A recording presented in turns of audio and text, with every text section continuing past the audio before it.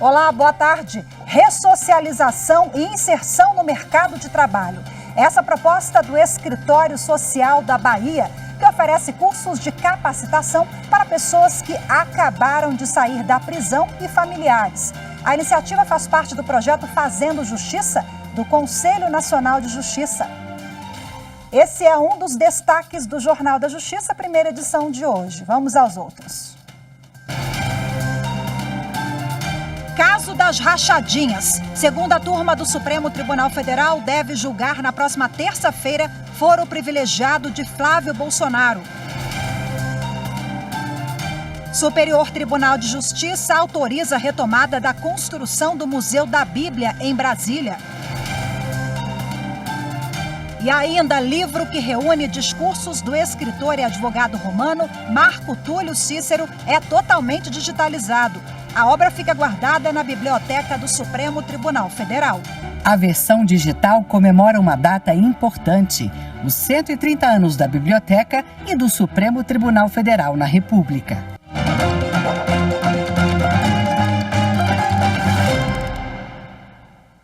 Por determinação da Justiça Federal, a Polícia Federal e o Ministério Público Federal deflagraram hoje a Operação Jurumirim e cumpriram 19 mandados de busca e apreensão em 7 municípios paulistas. O objetivo é desarticular um esquema de sonegação de tributos e ocultação de movimentação financeira. De acordo com as investigações, o esquema usava laranjas e empresas de fachada para sonegar cerca de 25 milhões de reais em impostos. Os envolvidos podem responder por vários crimes, entre eles associação criminosa, sonegação fiscal e falsidade ideológica. E na próxima terça-feira, a segunda turma do Supremo Tribunal Federal deve decidir se o senador Flávio Bolsonaro tem foro privilegiado nas ações, na ação das rachadinhas. O relator do processo é o ministro Gilmar Mendes. Em janeiro, o ministro Gilmar Mendes suspendeu a tramitação do processo das rachadinhas no Tribunal de Justiça do Rio de Janeiro até o julgamento do mérito pelo STF. Rachadinha é o esquema em que um parlamentar cobra dos funcionários do gabinete que repassem parte dos salários para ele. A ação contra Flávio Bolsonaro foi apresentada pelo Ministério Público do Rio e pede que o processo continue na primeira instância. Os promotores contestam decisão do Tribunal Fluminense, que havia determinado a incompetência da primeira instância e enviou o processo para o órgão especial do tribunal, considerando o foro por prerrogativa da função de Flávio Bolsonaro.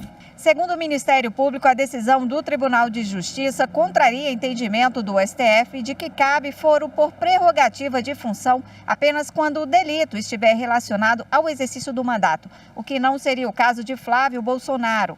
As acusações são referentes ao período em que ele era deputado estadual e agora Flávio Bolsonaro é senador. A Procuradoria-Geral da República e a Advocacia-Geral da União se manifestaram no sentido de manter o foro por prerrogativa de função de Flávio Bolsonaro no processo das rachadinhas.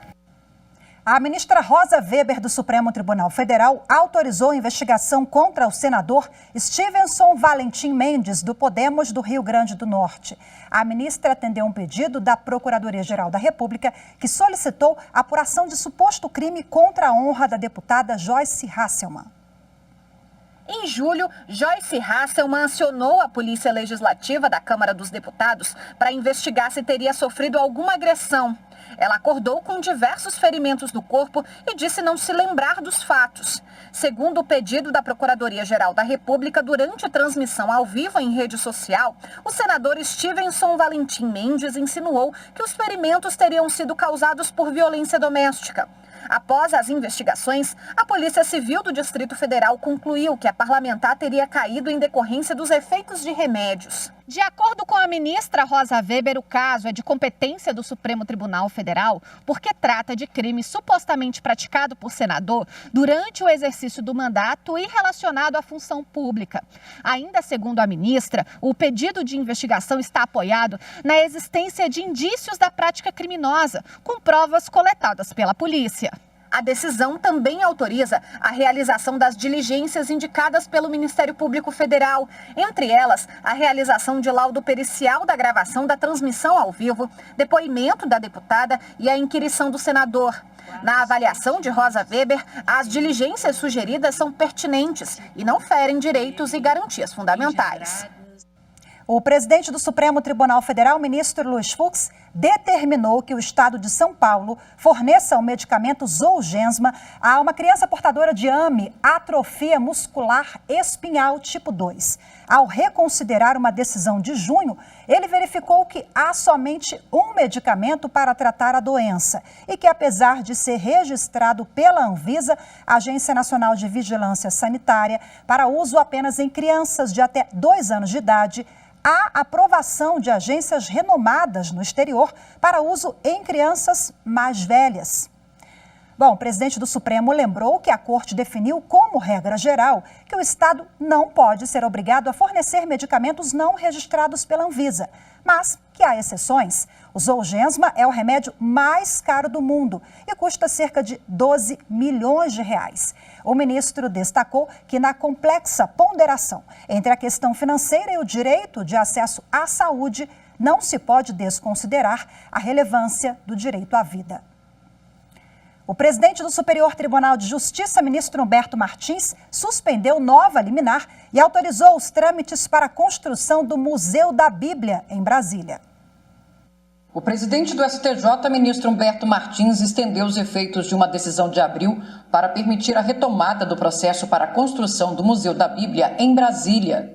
Inicialmente, o procedimento administrativo para a construção foi paralisado por ordem da 7ª Vara da Fazenda Pública do Distrito Federal. Ao analisar o caso em abril, o presidente do STJ afirmou que essa decisão desconsiderou a presunção de legalidade dos atos administrativos do governo do Distrito Federal e suspendeu a decisão judicial de primeira instância, liberando o prosseguimento dos trâmites administrativos. No entanto, 4 meses após essa decisão do STJ, a Vara de Meio Ambiente, Desenvolvimento Urbano e Fundiário do DF, em liminar, paralisou novamente o processo. O GDF entrou no STJ com um pedido de extensão dos efeitos da decisão de abril para permitir a retomada do processo para a construção do museu. Para o ministro Humberto Martins, o GDF comprovou que há identidade entre as duas situações, o que justifica a extensão dos efeitos da decisão de abril.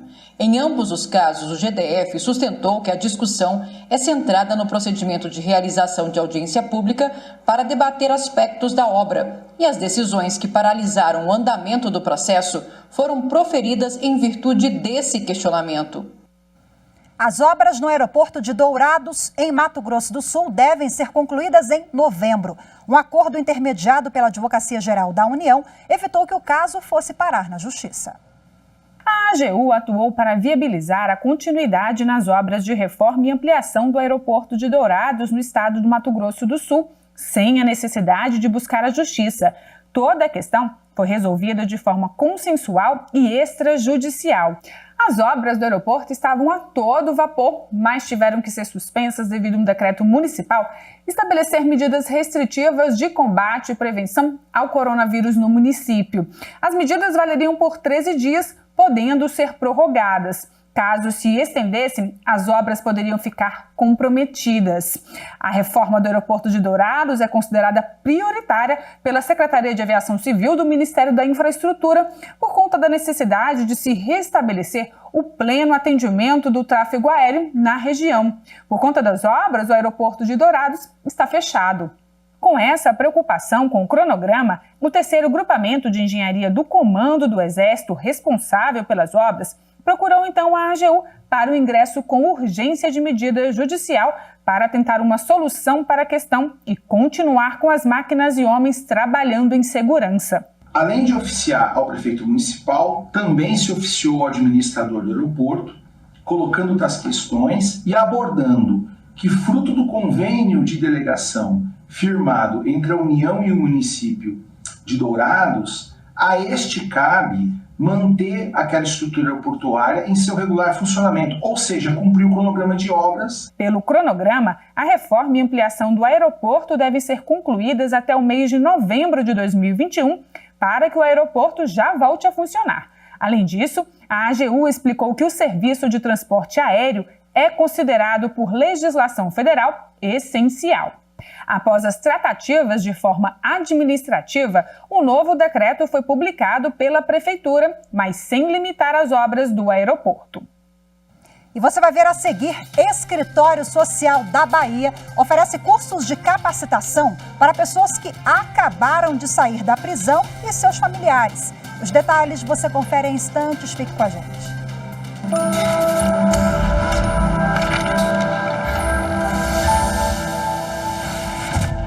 A Constituição brasileira representa a vontade do povo. É um texto extremamente claro e cuidadoso com relação aos direitos fundamentais do cidadão. Esse texto deve ser respeitado em todas as instâncias.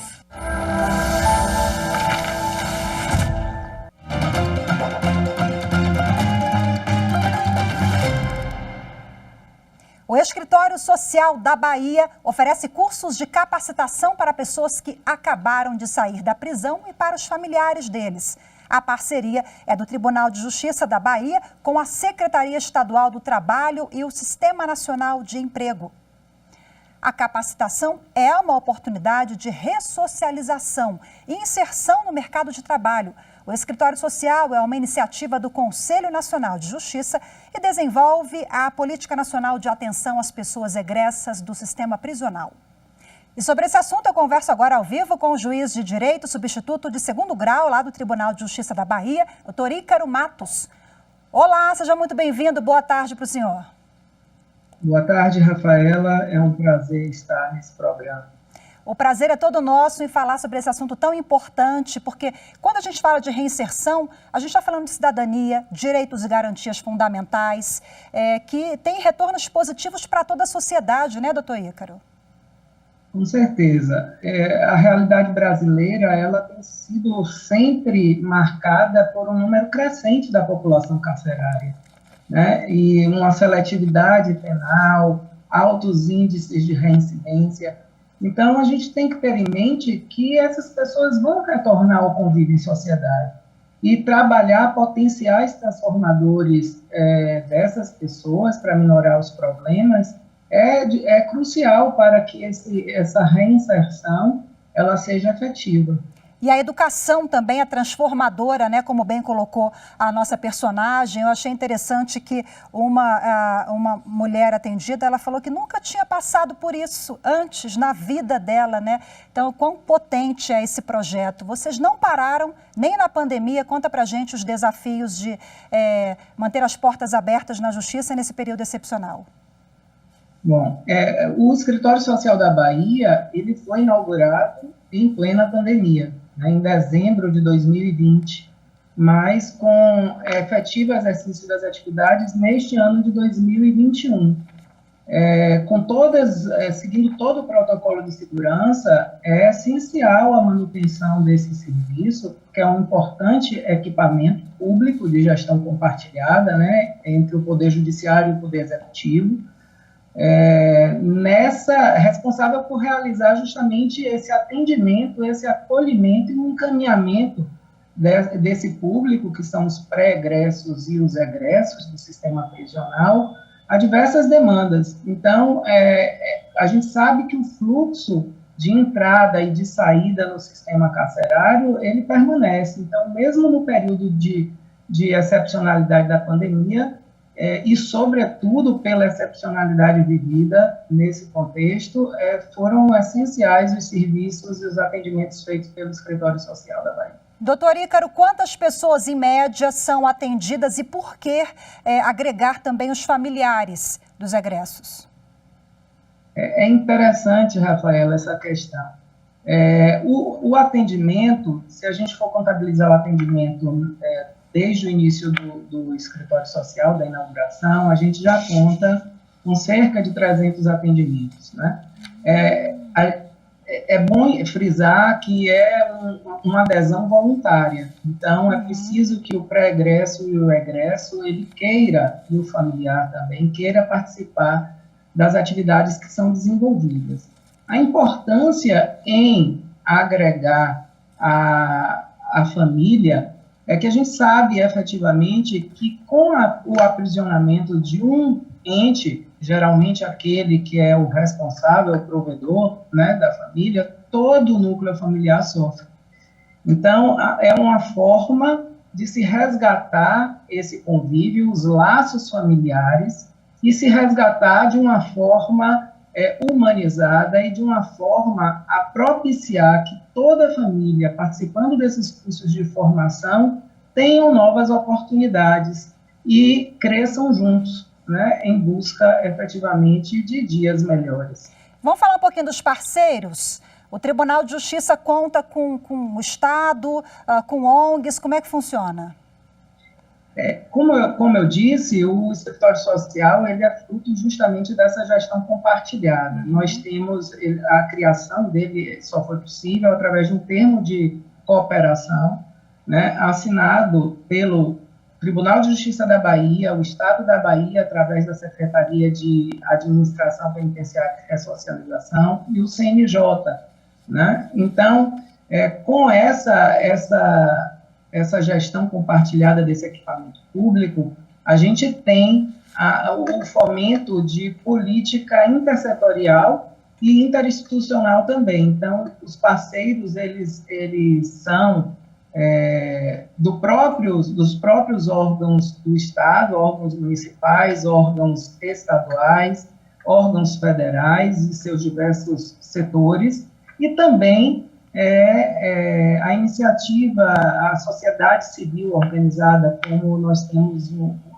como um excelente parceiro, a Unifax, né, que cede estagiários de serviço social para possibilitar o acolhimento desse público, a Secretaria de Trabalho, Emprego e Renda, através do Cine Bahia, que fazem o curso de capacitação, a Secretaria de Segurança Pública, que propicia a realização de documentação civil sem custos para esse público, que é importante até mesmo para poder conseguir os benefícios sociais, e diversos órgãos e também parceiros anônimos da sociedade com doações para atender às necessidades mais prementes. A participação de todos os atores envolvidos é fundamental para a gente poder avançar nessa matéria, né, doutor Ícaro? Muito obrigada pela sua entrevista. Conversei aqui ao vivo com o doutor Ícaro Matos, que é juiz lá do TJ da Bahia.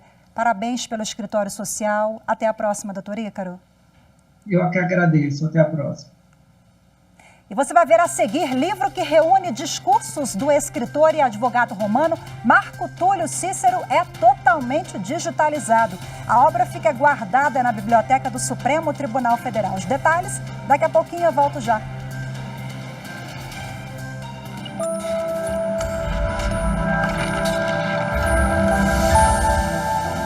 A Constituição Federal de 88 é um marco no processo de redemocratização do Brasil e superação do regime de ditadura militar. Cada artigo, parágrafo, inciso, cada direito previsto na nossa Constituição é fruto de muito debate, discussão e, acima de tudo, de participação e mobilização popular.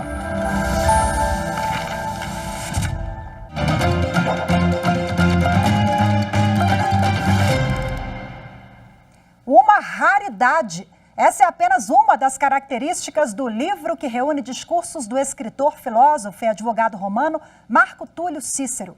A obra, editada em pergaminho durante o Renascimento, se tornou uma referência histórica.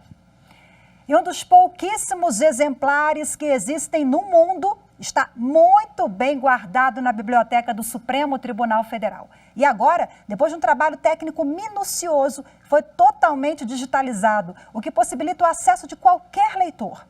Veja agora na reportagem especial de Viviane Novaes, para o quadro dos 130 anos do STF na Era da República.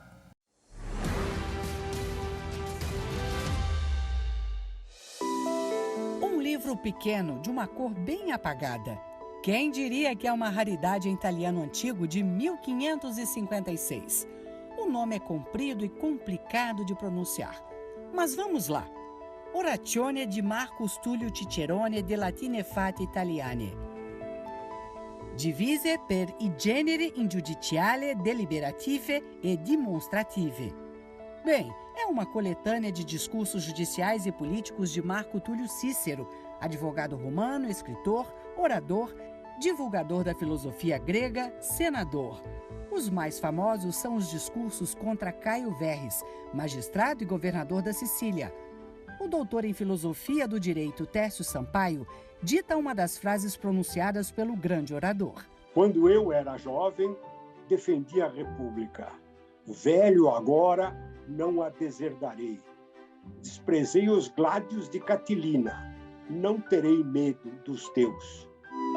Na Roma antiga, Verres ficou conhecido pelo mau governo e pelo perfil corrupto. Ele foi acusado de ser moralmente corrupto pelos sicilianos. Enfim, acusado de ter recebido subornos e, inclusive, de ter roubado 40 milhões de sestércios em dinheiro, que pertencia à própria província. Inclusive, até foi acusado de ter matado cidadãos romanos sem julgamento, o que era proibido pela lei romana na época. Em outro discurso contra Verres, Cícero fala dos maus e bons magistrados, comparando com estátuas divinas como o de Apolo e Hércules. E demonstra por que ficou famoso pela retórica, a arte da palavra. Interessante, ele não usa apenas conceitos ou ideias sobre as divindades, não? Mas ele usa a própria religião, os temores, as esperanças compartilhadas, não? E com isso ele procura criar ambiente para a sua audiência, não? Fazer com que todos prestassem atenção. Essa talvez é uma das grandes qualidades que Cícero transmitiu para a posteridade. Até hoje, a retórica de Cícero é reproduzida por magistrados do Supremo Tribunal Federal. Não basta conquistar a sabedoria, é preciso usá-la. O livro dos discursos de Cícero foi editado em pergaminho durante o Renascimento e se tornou uma referência para o desenvolvimento das artes, dos estudos de retórica.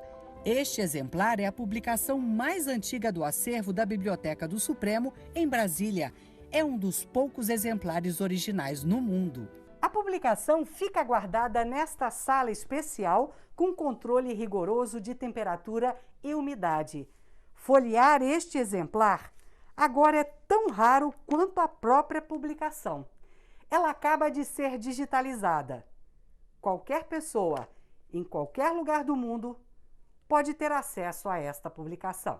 A digitalização foi mais demorada do que a de outras obras. Foram 5 meses de trabalho.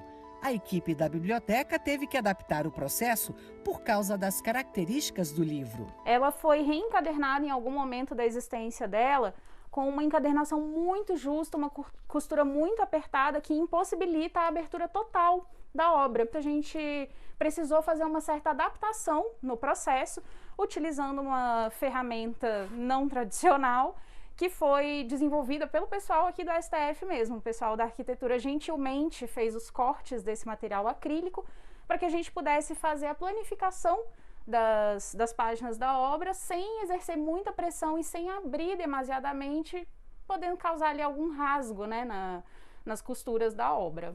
A versão digital comemora uma data importante, os 130 anos da Biblioteca e do Supremo Tribunal Federal na República. É um presente mesmo da biblioteca. Nós estamos dando acesso à informação e, ao mesmo tempo, nós estamos preservando uma obra de arte.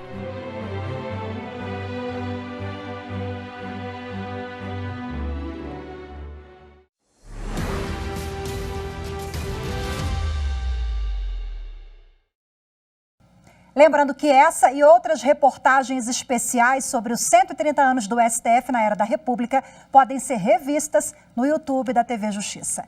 Hoje o Jornal da Justiça, primeira edição, fica por aqui. Mas a gente se despede da semana com imagens lindas da capital do país. Aqui, gente, é um período de seca, muito calor. Mas o que chama atenção são os ipês, que trazem cor e beleza para as ruas da cidade. Olha só, esses ipês amarelos, eles ficam em frente ao Superior Tribunal de Justiça, o STJ, aqui bem pertinho da esplanada dos ministérios. Vocês ficam com essas belas imagens. Muito obrigada pela sua companhia. Até segunda. Tchau, tchau.